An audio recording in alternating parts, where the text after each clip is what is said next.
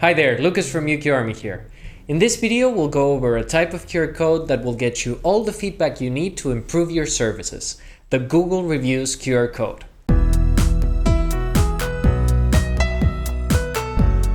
The only way to make things better is to know how well they are doing. That's why feedback, whether positive or negative, is important. There are many ways to get reviews, but there's one that has become the most popular, Google Reviews. And by using a Google Reviews QR code, you will have the best of both worlds. The best platform to review, qualify, and comment, and the ease of access to said platform via a QR code. Any business verified on Google Maps will be able to benefit from Google Reviews. Upon doing so, you will get more visibility thanks to good reviews and word of mouth, and improve your services if there are any negative critiques. If you want to create a Google Reviews QR code, all you need to do is register to UQ Army, click Create QR, and select the type. It's as simple as that.